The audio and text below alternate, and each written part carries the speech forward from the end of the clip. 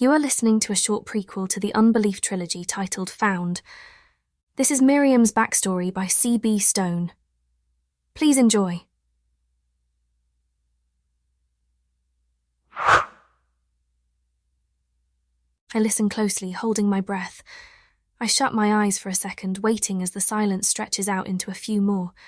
Opening them, I release the air trapped in my lungs millimetre by millimetre, tiny goosebumps of relief making the hairs of my arms stand on end as I listen to the faint sound of a door clang shut. Way too close, Miriam. You are so going to get caught one of these days, I chide myself. Rule breaking is frowned upon, you know. Peeking around the wall, I stare down the brightly lit hall of one of the elite compound's outbuildings, my gaze fixating on a door marked "No Entry" in glowing yellow letters. I don't know if it's because the letters glow, or because the door says "No Entry," but it seems to beckon to me, luring me in.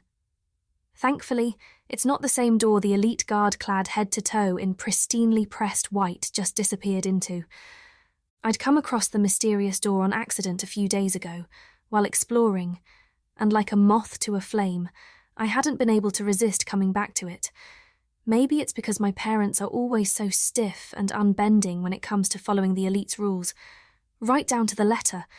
Ugh. In response, my inner rebel insists on thumbing her nose at the rules. In this case, that means finding out what lies hidden behind the forbidden door. And since they are basically making me come with them to this stupid compound every day this summer, while they do whatever it is they do here for that miserable Commander Lyle, I may as well have a little fun where I can find it. Life is dreary enough as it is. I take a deep breath, bracing myself against the wall with both hands. I look to the left, then to the right, reaffirming the coast is clear, before I make a mad dash for the door, practically flying, my shoes not even squeaking against the floor, I'm moving so fast. I reach my target and give the handle a yank, my breath releasing with a whoosh when it turns easily. I half expected it to be locked and wind up caught out in the hallway red-handed. I ease it open as slowly as I can, not too surprised when the hinges make no sound. If there's nothing else I've learned by my forced presence here with my parents, it's that the elite compound is run like a well-oiled machine. Why wouldn't every door in the place also be greased like a pig? I roll my eyes. I give one last look over my shoulder, making sure no one has suddenly appeared out of the woodwork, before I slip inside the room, letting the door seal quietly closed behind me. I blink as my eyes adjust to the dimness. This room isn't as brightly lit as the hallway beyond it. There's only a faint glow from something similar to emergency lighting, sort of yellow in colour. It must have flickered on when the door opened. I look around for a switch, thinking there must be a brighter light, but I can't find one. It's as if whoever made this room decided its contents aren't worthy of being illuminated properly. My brow furrows. I can't imagine anything too important being hidden in here, although I have to admit my curiosity is now raging. To be fair, it'd be just like Commander Lyle to hide things right under people's noses, unlocked door and all. He likes to play mind games like that, calls it psychology and such. People who see a door marked "No Entry," most will assume it's locked and not bother with it. Except in rare cases like yours truly, of course. My gaze roves around the yellow-tinged space, noting the shelves built along the walls, enclosed with large drawers neatly labelled. I step closer to one of them, squinting, trying to read the words. I can't make out what it says, though. It's too dark in here and the ink is too faded. I pull the handle of one of the drawers seconds before I notice they have keyholes in them, and realise they are locked. I try another, and it doesn't budge either. Drat. I wander around the room, trailing my fingers along the drawers, giving each one a tug as I pass by, hoping I'll get lucky and one will open. No joy, though. They are all locked. Guess that's why he doesn't have a problem leaving the door unlocked, I mutter grumpily. I'm just about to give up and make my way out of the room and back to our bunker before my parents get back for lunch, when I notice a storage closet in the far corner of the room, set off into the wall. I perk up. Maybe I'll find something interesting in there. Pacing across the room, I tug at the door. It wiggles but doesn't open. I frown. Come on. I tug it again, harder this time. Bingo. The door flies open, almost smacking me in the nose. I jump back a step, a tiny gasp escaping my lips. The door opening must have triggered more emergency lights inside the closet, because suddenly they flicker on. When they do, all I see is row upon row of books, with dust bunnies floating around them in the faint glow. My lips part, and my eyes widen. I lean forward, eagerly trying to read the titles. My heart trips over itself, picking up speed. Wizard of Oz, To Kill a Mockingbird, Romeo and Juliet, Gone with the Wind. I lift a hand to cover my mouth. A tiny shudder of shock ripples through me. These must be books from the old world. My gaze skims over more titles, my lips moving silently as I read them. Books that are forbidden in the afterworld. Books it's against the law to even possess. Tentatively, almost reverently, I run a finger down the spines, as though just touching them might get me caught by an elite guard and in terrible trouble, not to mention my parents. I cringe. My parents will kill me if they find out I've been anywhere near this room. I read a few more titles, eyes wide with wonder. I'm too nervous to actually take a book down and open it, though. Until that is, my touch comes to rest on one. I freeze, my finger stopping as though glued to the very book itself. Another shiver racks my body, and a frisson of something, I'm not quite sure what, snakes. It's way through my heart. This book is the granddaddy of all the forbidden books. The other kids at school have whispered about it, told stories about it, often taking a sick glee in speculating as to what's in it that's so bad, that it was so viciously banned and all but eradicated. I bite my lip as a strange feeling hits me. I'm not sure how or why, but I know I'm supposed to find this book. Somehow, instinctively, I know this book is going to change everything. Almost of their own volition, my fingers reach out to trace the golden letters along the spine. Letters that almost look as though they are gleaming gently in the yellow light. I whisper the words out loud, Holy Bible. 3 weeks later. I stiffen, flicking the button on the small lantern I'd smuggled into my secret hiding place quickly, killing the light. It's just a small storage closet, really, housing nothing but some old mops and brooms, and a few other odds and ends. But it's the only place near my parents' bunker that I could find to hide, where I can still hear what's going on around me. The only problem is that it's near a high-traffic area, and I'm terrified someone is going to see the light shining beneath the door, and I'm going to be caught. I listen intently and staring into the dark, until I'm fairly certain it's safe to flick the light back on again. Scrunching back up between a couple musty-smelling mop heads, I glance back down at the pages of the book I'm reading. I chew my bottom lip. The forbidden book. I couldn't help myself. I had to take it. And just like I sensed 3 weeks ago, something is happening to me.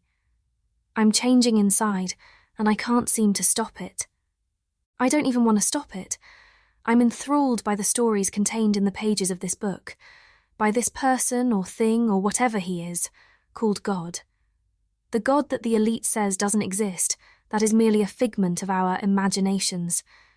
My fingers trace over words I just read, words that both fascinate me and unsettle me. Romans 1:18. For the wrath of God is revealed from heaven against all ungodliness and unrighteousness of men, who suppress the truth in unrighteousness, and because that which is known of God is revealed in them, for God revealed it to them. 20. For the invisible things of him since the creation of the world are clearly seen, being perceived through the things that are made, even his everlasting power and divinity, that they may be without excuse. And I think back on what my parents have told me of the God Wars, and how the elite came into their power, about all of their laws and rules and the way they worship science and logic. I chew idly on a piece of my hair, staring off into space. I remember once overhearing my parents talking about their strict actions against believers too. My lips turned downward in a frown. How can things like science and reason trump God? How can Commander Lyle say that God doesn't exist? When this book that he obviously has gone to great lengths to keep hidden, says he does. That he can be seen everywhere. My lips part on a gasp as another thought occurs to me. Was that why the God Wars happened? Because people like Commander Lyle have been trying to suppress the truth and stirred up God's wrath? I slapped the pages of the book closed and thumped my head back against the wall, closing my eyes. I wince, thumping it just a bit too hard, but welcome the minor pain as a distraction. It doesn't help. I scrub my hands over my face, trying to redirect the path my thoughts are taking, but I can't. What if my parents are wrong? What if everyone is wrong? What if all of the believers have had it right all along? That God does exist. That means the God Wars were like genocide or something. I can feel the colour drain from my face. My stomach roils, like I'm going to be sick. I let the book fall from my lap and bring my knees to my chest. I rest my forehead on them, taking slow, deep breaths, trying to calm myself down. The implications of what all this means are too much for me to handle. A tiny sob catches in my throat, and for an instant, I wish I'd never set eyes on that book or found that stupid door. As I'm sitting there, though, my feelings begin to calm, and an inexplicable sense of peace descends over me. I lift my head, looking around the tiny storage room, half expecting to see someone standing in there with me. Yet I'm alone. I blink, my brow furrowing, and glance down at the book next to me. It's fallen open to a chapter called Isaiah. I pick it up and begin reading again, the words in it soothing me even more somehow. 2 weeks later, I'm shoved into the small dank cell roughly, the elite guard's expression impassive. I trip on the uneven flooring and land on my knees hard, crying out. Pain shoots through me, tears welling in my eyes. I lift a hand to my face, wiping them away angrily, and sniff. My body is vibrating with a seething mass of emotions. Fear, anger, betrayal. I leap to my feet, a surge of terror renewing my strength. Spinning on my heel, I pound at the door of the grim little room, trying to peer down the hall through the small barred window. "Mama!" I scream at the top of my lungs, feeling my throat muscles strain with the effort. "Papa, help me, please!" I continue to beat on the door, wailing and screaming until I'm hoarse, knowing they can't be far, that they must hear me. They have to. "Why are you letting them do this to me? What did I do?" The last word ends on a whimper as I turn around and slide down to the floor, landing with a thud. Except, I already know what I did. I already know why they are putting me in here. I cross my arms. I broke the rules. I did something forbidden. I glare at the cracked brick wall across from me. So what? Because I broke some stupid rules, my parents are abandoning me. I stare around the small space, my nose wrinkling at the stench. Consigning me to this pit? I always knew I wasn't really wanted by them. I sigh heavily, a hot rush of tears flooding my eyes. I've always felt that way, like I'm a nuisance, unwanted, unloved. I curl my knees up to my chest, a sob catching in my throat. Until I found that book. I close my eyes, tipping my head back against the wall, remembering one of the verses I read, that I memorized. John 15:9. "As the Father has loved me, so have I loved you. Abide in my love." I whisper it out loud, the words comforting me for some reason. I whisper them again.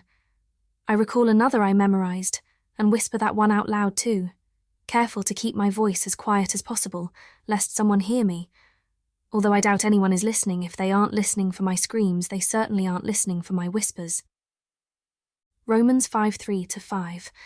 More than that, we rejoice in our sufferings, knowing that suffering produces endurance, and endurance produces character, and character produces hope, and hope does not put us to shame, because God's love has been poured into our hearts through the Holy Spirit who has been given to us. Another shuddering sob racks my body, as the coldness of the cell penetrates my awareness. The silence is heavy, thick, my heartbeat thudding dully in my ears.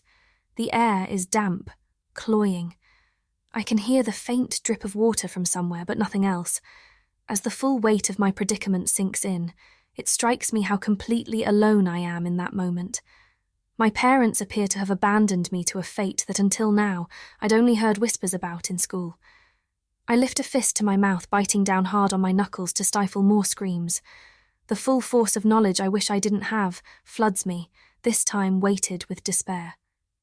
I tilt my gaze upwards, one thought ringing through my head. God, I really hope you're real, because I'm pretty sure I've just been sentenced to rehabilitation. Thank you for listening. This is the end of this short story prequel to the Unbelief Trilogy by C.B. Stone. Discover more stories by C.B. Stone by visiting her website at www.cbstonebooks.com.